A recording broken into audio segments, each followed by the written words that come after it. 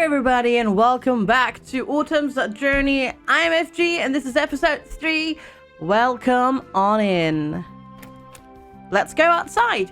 Outside, it was comfortably cool, and I found the sound of crickets and frogs soothing as I walked beside the river. I guess I was subconsciously anticipating to find Ilmari sleeping on the bank or underwater. On a whim, I entered the apple orchard. I spotted Ilmari sitting against one of the tree trunks. His ears instantly perked up, although I had the feeling he'd heard me approaching earlier. Can't sleep? Something like that. I sat down next to him. He pecked at the grass in front of him dejectedly. Care wouldn't bond with me. Huh? Bond? Dragons bond by nestling together. I thought since we were going to be travel companions, despite our differences. He hated the idea though. Care doesn't seem to like being touched in general, like I can imagine. He stared at me hopefully. He stopped and tucked his knees up, his arms resting around his legs. Well, about you? Is it different between Heavenkind? I scrambled to formulate an answer. Well, cuddling is something between family and loved ones. Hugs are more acceptable between friends. What did I know? My mind was full of knighthood dreams and sword skills. In no way was I the most authoritative representative regarding Heavenkind relationships. Hug? You put your arms around someone and hold them close. I mimed the action using my blanket. He nodded in understanding. Then I guess you wouldn't, Yeah, I'll hug him. Aw, we're friends. We can hug, right? We can share a friendly hug. Declining Ilmari would be like rejecting a basket full of kittens. Kittens that all looked up at you pleadingly. For a few minutes, I can't stay out here all night. I do need to return to my bed. Oh. I shuffled over to him until we were shoulder to shoulder and adjusted a blanket so it draped over both of us. It's not that cold out? Not really. It feels nice. So, forgot to ask this earlier, but why are you interested in learning about Heavenkind? Because your culture is fascinating. Huh? That is so amazing. Everything the Heavenkind do is amazing. You can create things I've never seen before. And look, you can do this. He wiggled his thumbs and fingers. They are so dexterous. I laughed and mimicked him momentarily. It's true, our kinds are interacting more. I assume you've heard of it. Of course. Yes, I'd like to be a sort of mediator. I think you could call it a diplomat. I've already tried to help Heavenkind before, but it didn't work out. It's harder than it looks. How so? Well, this one incident, they were willingly entering this monster's mouth, and there was nothing I could do about it. What? Wait, a monster? Yes, this strange one that smells of wood and floats on water. I've never seen it before, and the Heavenkind simply enter it. I nudged it a few times, but people seemed upset. Ilmari, those are boats? We used those to travel up and down the river. What? So, it wasn't a monster? He slumped into the blanket, mortified. I patted him on the shoulder, trying to reassure him. It's okay. Misunderstandings happen. You had good intentions. And now you'll be able to study Heavenkind at a more personal level. I'll do my best to clarify anything you're uncertain of. In return, tell me more about Dragonkind. That seems fair. I'll try not to ask any more boring questions, though. I mean, what interested me didn't seem so fun for you. I'm never churning butter ever again. Feeling that our conversation had reached a satisfying note, I clutched the blanket and stood up. You'll be fine by yourself? Of course. Yeah, I'll see you in the morning. Playfully, I draped the blanket back over him. Even a dragon might need an extra layer of warmth in a Heavenkind body. Take care then. As I sauntered back to my house, easily guided by the bright moon, I spotted Care restlessly pacing by the door. Puzzled, I approached him. Need something? Ilmari is past the river if you're looking for him. I don't care. Nothing to do with him, but thanks for the heads up since I can avoid him easier. I wouldn't give him a light punch to the shoulder, but I remembered he hated... I would have given him a light punch to the shoulder, but I remembered he hated contact. Mean. Play nice. He'll be traveling with you after all. I hope you don't mind being stuck with me until we reach Oliver. I think we'll have fun. I'm looking forward to it. Annoying. I've noticed. I heard you squealing even from afar. My ears couldn't shut it out if I tried. I'm sorry. It's something I've always wanted to do, and now it's the perfect opportunity. All the experience from my freelance jobs will finally pay off, and I'll be on the road to knighthood. Let's make tomorrow's task a successful one. We're guarding that wagon so the merchant's cargo will arrive safely in Oliver. Think you can handle it? He wrinkled his nose. An escort mission. Not the most glamorous duty, but it's honorable. Anyway, I'm going to bed. I promise I'll stop squealing. As I was about to open the door, Care stepped forward. Look. Wait, he scratched the back of his neck sheepishly. Surprised by his rather modest display, I looked at him intently. Yeah? About, earlier, where you crammed that food into my mouth. Oh, sorry about that. I was joking. Don't worry about it. I'm sorry if it seemed mean-spirited. It wasn't my intention. No, you were right. Huh? Care seemed both shocked and offended by my reaction. Thanks. What I mean to say is, you did help me a little. A little? I gave you a walking stick, fed you, fought a giant bird, took you to the altar, got ditched, only for you to come crawling back, and I accepted you a second time. Now I'm starting to wonder why I did. I feigned contemplating, and he glanced away anxiously, as if dreading that I would refuse to help him now. I stuck out my tongue to appease him. Don't worry about it. Maybe I was right about me having immeasurable kindness. I'm grateful, but you exaggerated a bit. You're definitely not the best Heavenkind has to offer. I gave him a swift kick to the back of the leg. Ow! Right. You're right. I'm not. But I'll definitely be the best knight. Even I lost some kindness points with that action. I'll re-earn them tomorrow. Night, Care. Nah. Night. I closed the door behind me, resisting the urge to squeal about tomorrow.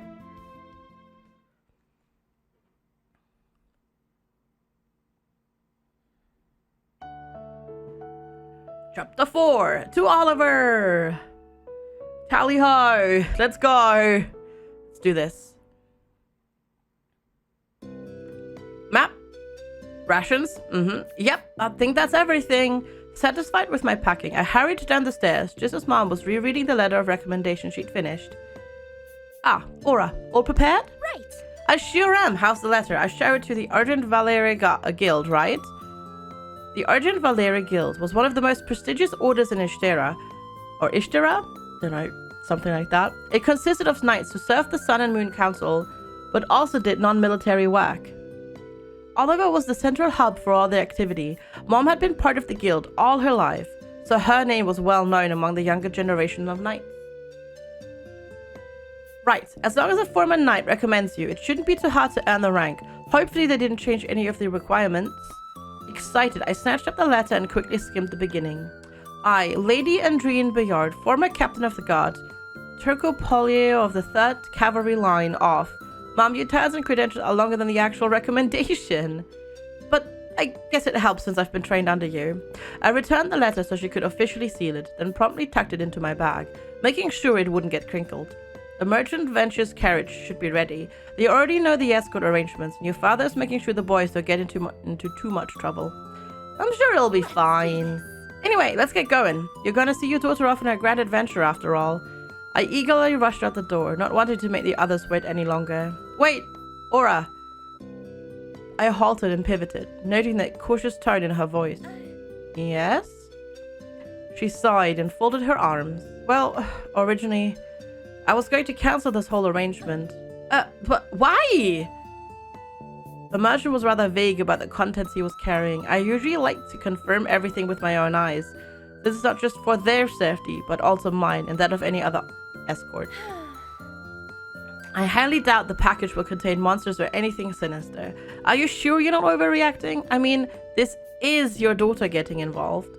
She paused and mulled over my suggestion carefully. True. It may just be my overprotectiveness. This is the first time my daughter will go off on her own after all. She nodded, mostly to herself, and I accepted her agreement. Right. Right, thank you for organizing everything. Now, come on! As expected, Dad, Kerr, and Ilmari were at the edge of Berry, with the carriage stationary on the main road. Kerr was pacing while Ilmari was chatting happily with my dad. The coachman waved to acknowledge us, and I approached the open window of the vehicle. A middle-aged man sat amongst the silks and pillows, which suggested I was protecting a wealthy merchant. Mr.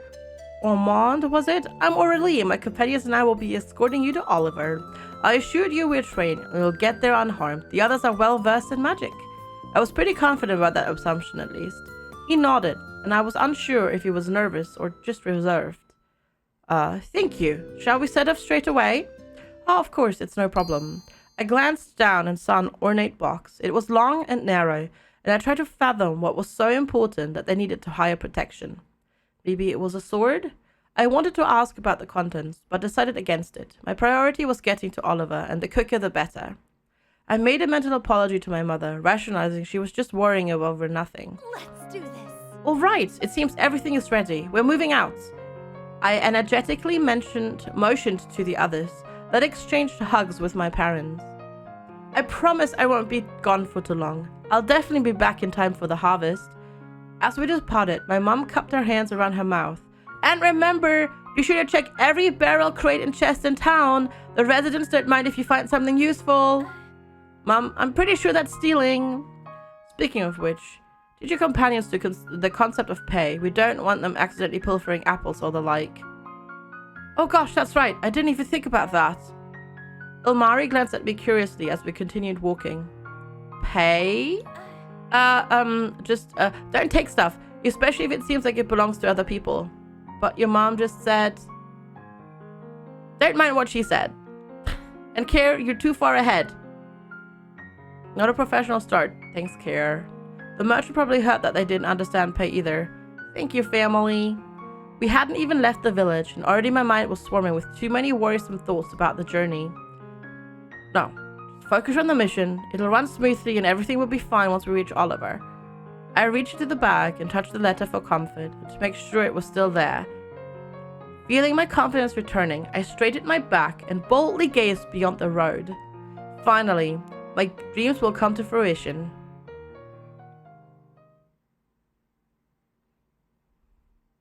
The journey so far had gone off without a hitch.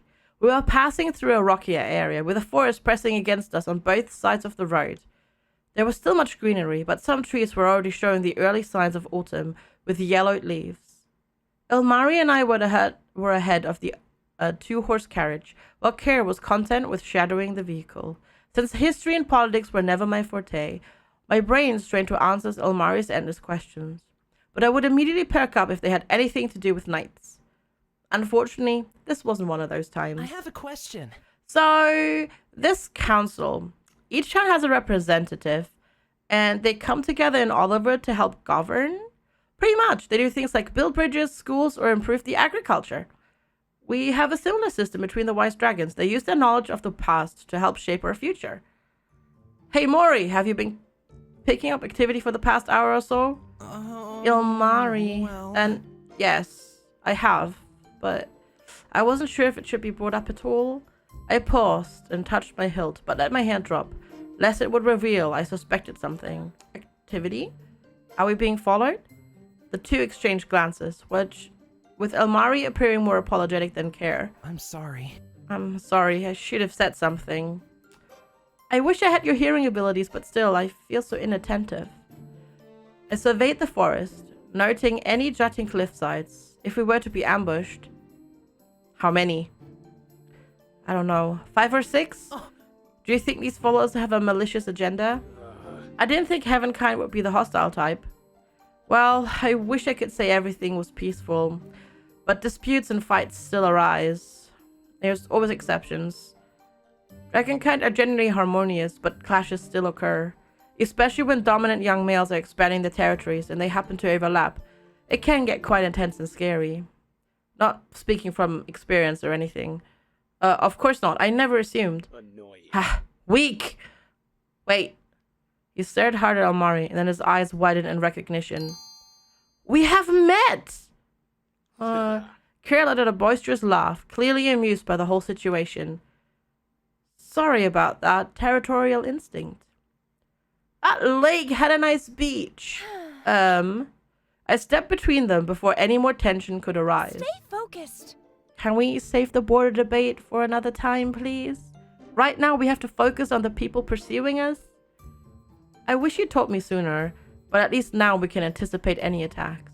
Let's keep it from the coachman and our client. We'll feign ignorance in the meantime and hope nothing bad will come out of this. I'd rather avoid a battle if possible. Realizing we'd be setting around, we quickly resumed our march. As I adjusted the backstrap over my shoulder, I tried to glance discreetly into the woods. Care Ilmari, what is your fighting experience? You could probably take them out in dragon form. This body, though? Ilmari shook his head resolutely. I'd rather not. I'm not doing anything like that. Moreover, I'm an Eurius? I guess if they use an, then it wouldn't be you, or it's I'm a Eurius? Dunno? Grammar? Please? Help? Pronunciation? What even is that? Anyways, he wouldn't do well on land. I know some magic, but so I can be a good support. I nodded, then looked at Kara expectantly. Bring it. I'll be fine fighting directly. At least you can walk without problems. And I have my sword along with some focusing techniques. At least we were balanced enough, and my focusing techniques would help me fight in optimal condition. Ilmari's ears perked up, and he shifted nervously while Kara grit his teeth.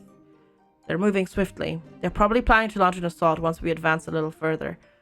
I think they're positioning themselves by that outcrop. When we get there, he trailed off, and I made a fist, biting my lip anxiously. Let's do this. All right. You think they have the element of surprise? Prepare yourselves. Sounds like there's more than 5 now. I could feel my stomach lurch as we neared the destination. I already had my hand on my sword hilt. Calm down. Calm down. A knight wouldn't be afraid. I gulped and then chided myself mentally, shaking those thoughts from my head. I reminded myself that I was not a coward. I mentally concentrated on a spell that helped refresh and restore some vigor to my body. It would increase my strength temporarily. Once the outcrop loomed over us, there was a moment of uneasy stillness before a swift wind swept through the trees. Yeah! What? A muscle-bound man landed directly on top of the carriage, shaking it violently and causing the horses to rear up. The coachman tried to settle them down as the attacker leapt off the vehicle, unsheathing his sword. I dashed over and directed his attention to me before he could rip off the door. Oh, our weapons clashed, and I clenched my teeth as I successfully pushed him away from the carriage. I could hear the scuffling of feet as more men emerged from the forest, and my heart plummeted. We were outnumbered nearly 3 to 1. Not only that, all of the attackers seemed too organized to be a mere bandit group. My opponent's sword fighting was refined and their outfits too proper. Not to mention that they had followed us for some time, according to Karen Omari. Take that! I dodged one of his slashes and knocked him out with the blunt side of my sword. I did not want to resort to taking a life if I could help it. I saw Carol lunge forward and perform an awkward curled slap to one of the guy's faces, like he was in a cat fight. It looked painful, but it was not an effective strategy. Claws. He's used to battling with claws. I tried to approach Care, but I was stopped by another foe. I parried just in time, but could feel the axe whistling past my arm. Care! Punch them! Make a fist! What? The axeman swung again. I ducked and then charged forward, bringing off my left hand. Like this! My fist contacted my opponent's cheek, causing him to stumble back. Pain shot through my arm, and it took all my effort not to drop my sword and cradle my poor hand. Like that! Bring it. Right. Care delivered a hearty punch. This time, it sent his opponent flying. He glanced at his fist in bafflement, and a smirk appeared on his lips. Not bad. I could get used to this. As Care jumped into the fray, I could hear Omari apologizing loudly. A burst of water streamed forth from his hands, toppling someone who tried to run up to him. Take this. 4 down, 4 to go.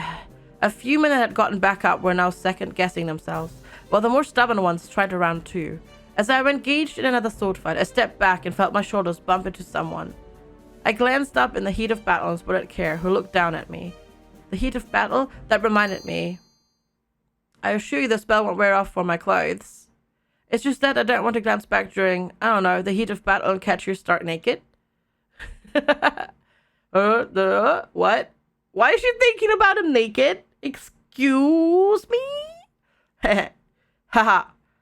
Before we could stop ourselves, we burst out laughing, causing the challengers surrounding us to look perplexed, possibly even alarmed or scared. Please stop. Why are you two laughing? Help me! Ilmari retreated to the other side of the carriage as he struggled to conjure a spell. Kara, still chuckling, knocked out another man and darted around the carriage while I was locked with the second to last foe standing. I riposted, but he blocked my sword. I retaliated with a swift kick to the stomach and he stumbled back. His eyes darted over his fallen comrades as he slowly backed away. I pointed my sword at him and he hastily disappeared into the forest, leaving his partners behind. Perfect timing since I could feel my focus spell wear off. Coward. A high-pitched scream came from the carriage, and I turned to see that the door was open. One of the armed men was escaping with a box. No! Bring it. Not while I'm around. He slammed the ground with his fist, causing the whole place to shake. I knelt down, covering my head as my sword clattered harmlessly into the soil. My knees felt like they'd liquefied, and I had to use one hand to support myself. I couldn't move, and each shock only reinforced my terror. Please stop. Kara, seize us at once. Did Ilmari notice I was scared? The man tripped from the jolts, and the box flew out of his grip. It hit the rocky terrain with a crash, causing the latch to open. I forced myself to stand up, but I was unnerved from the tremors. Every step felt wobbly. Kara focused on the almost thief, who also disappeared into the woods. By the time I got to the fallen objects, Ilmari was already scooping the items back into their coffer. I saw a few feathers sticking out. Perplexed by the wares, I reached out for the box, but Ilmari slammed it shut, his face pale white. Ilmari? Ha! Closed it! It would have been unfortunate if it had gotten damaged. It was intact. Of course. Yeah, nothing appears to be broken. He gave me a straight smile. Kara chased off the remaining conscious opponents, and I carefully stepped around the supine ones. A few groans were emitted, but they probably wouldn't be up for a while. Ilmari handed the box to me, as if he was eager to get rid of it. Thanks. Thanks, I'll return this to Mr. Ormond. I hastily approached the vehicle and placed the box in the seat. The frightened merchant glanced up warily. We chased them off, whoever they were. He clutched the coffer, cradling it on his lap. Did you see what was inside? No, but I'm sure the contents are safe. I closed the door and promptly asked the coachman to resume driving. I sheathed my sword, then rubbed my throbbing left hand, regretting my rash display before. Then again, it wasn't like I had time to explain the punch, and Kara had caught on quickly. As we walked, I could feel the adrenaline rush leave me, and fatigue crept up. I didn't think I could do something like that so soon. I looked up to gauge the boys' expression, to see how they were faring. Kara was positively beaming. Every strut streamed of his triumph. Ilmari had become oddly quiet, and he had appeared lost in thought. Check on Ilmari, because I want to know what the heck's in that box! Ilmari was still ruminating, and I paused until he caught up. Are you okay? You haven't looked so well after that fight. It's not something you're used to? He gave a weak smile, but averted his eyes. It's not well. that... He fidgeted and rubbed his upper arm as he contemplated something. You can talk to me if you want to. It's just... Aurelie, do you know what the merchant is carrying with him? Sure. No, I don't. I admit I should have asked, but I was too focused on getting to Oliver. So you don't know? No. The dark cloud of ambivalence that seemed to cling him vanished instantly, and he sighed in relief. Of course. Ah, I see. Omari, what is it? And don't say it's nothing. When people say it's nothing, that usually means it's something. I looked at him beseechingly, and he squirmed under my stare. I could tell he was wrestling with his answer. You're right, there's something nagging at me, but I don't want to jump to conclusions at this point. I'm sorry. Can I think about it and tell you later? I don't want to hide things, but I don't want to openly speculate unless I'm certain about something. Is that acceptable? I pondered for a moment. Yeah. It is. Thanks for not being completely evasive. But I do want to be told eventually. Should I demand to see what's inside the box? He shook his head. Let's just focus on the task at hand. You're right. We were ordered to supervise care. We shouldn't sidetrack. Then let's get this carriage safely to Oliver and get paid. He beamed proudly. Pay. Money that is given for goods received, services provided, or work done. You sure picked this up quickly, and for a while I was I worried. promise. I promise I won't be trouble. I want to be useful. Thanks. Thanks, Almari. I leaned in and lowered my voice to a whisper. There's no one else following us now, right? We're safe. I'll be sure to tell you from now on if I hear something out of the ordinary. Whew, okay. Then onward it is. Thank you so much for watching. Don't forget to comment, like, and subscribe. I will see you next time when we make it all the way to Oliver. Take care and bye-bye.